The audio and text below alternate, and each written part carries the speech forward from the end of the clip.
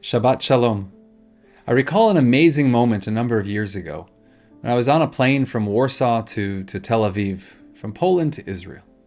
And the person sitting next to me, a Jewish man, asked me, naturally as we do, where are you from? I said, I'm from Montreal. And he said, let me show you something amazing. And he proceeded to pull out this folder with all these documents in it. And he rifled through the documents and finally pulled out one document, which was a receipt. And the receipt was from 1929. The story is that in the early 1920s, there was a great leader of the Polish Jewish community, Rav Meir Shapira. And Rav Meir Shapira had this amazing vision. He was the one who established the Daf Yomi, the practice of studying a page of Talmud every day. And he also was the founder of Yeshivas Chachmei Lublin, which was the leading yeshiva in Europe. Tragically, it was open from only 1930 until 1939. Of course, we know why. But he established so much, and at the laying of the cornerstone in 1924, 20,000 people were on hand. As the yeshiva opened in 1930, there were 30,000 people for the inauguration ceremonies. An amazing act. And Rav Meir Shapiro, of course, had to raise money for all of these endeavors. And so he went around the world and asked people to donate.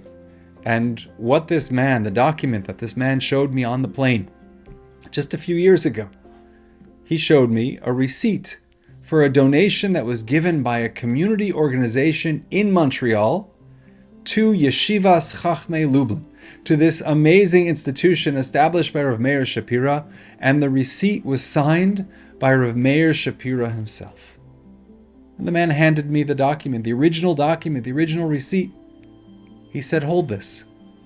And I held it, and the minute I grabbed it in my hands, I felt the power, the connection running through my whole body. I felt this amazing moment of holiness that Rav Meir Shapira's pen, that his hands held this piece of paper, his pen signed this piece of paper. And now here it is on a plane with our backs to Poland, with our faces to Israel. And here I am holding it, 30,000 feet in the air. It's an amazing experience. That connection, feeling that personal connection is part of our tradition. In our Torah portion this week in Bamidbar, we read about the census, and as the verse says, Su'u et rosh kol dat b'nei Yisrael mishpachotam, count the heads of all of the families according to their family, mishpachotam, leveit avotam, according to their ancestral houses, b'mispar shemot kol zachar leguglotam, according to the names and according to the numbers. This is how you're going to count them. And the Sfas Emes, the great Ger Rabbi, said there are two components there which are very important. Number one is the word Rosh. That's the head, that's the individual, each of us with our own thoughts, each of us with our own approaches, each of us with our own ideas. And the other aspect is not only the head, but Lebeit Avotam, but the house of our ancestors, where we come from. Because our identity, our Jewish identity, is this combination between tradition on the one hand, which is so important, and our own personal investment on the other. The ability to take this piece of tradition and hold it in our hands. There is power to that. Erev Shabbat, this Friday, is Yom Yerushalayim, is the day in which we commemorate that great moment of the Jewish presence once again, being in Jerusalem, of Jerusalem being part of Medinat Yisrael, the modern state of Israel, 1967, the Six-Day War.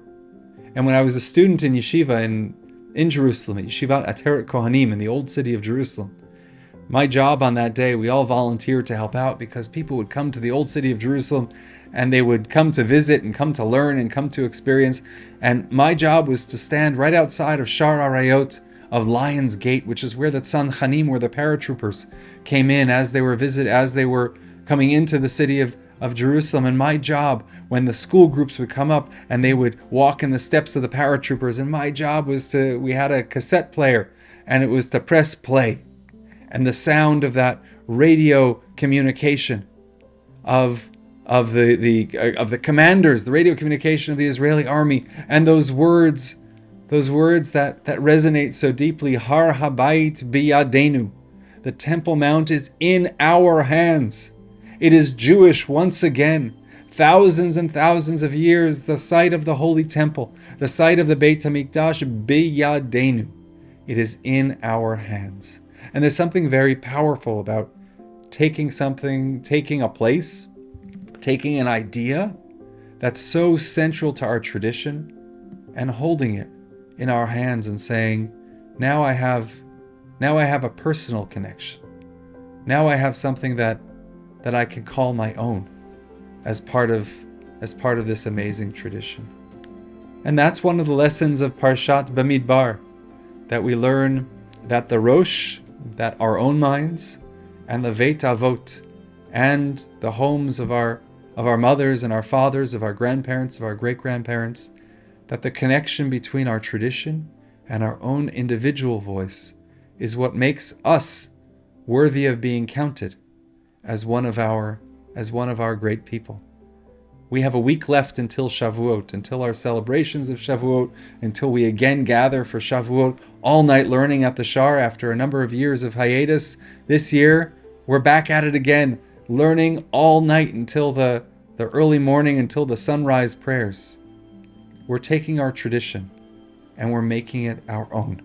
We're taking our Beit Avot, we're taking the teachings of our mothers and our fathers, and we're bringing our own Rosh, and we're bringing our own head, our own thoughts, our own ideas to the table at the same time. That's the beauty of our tradition on this day of Yom Yerushalayim, on these days leading up to Shavuot, and in every moment that we're blessed to engage with our Jewish tradition.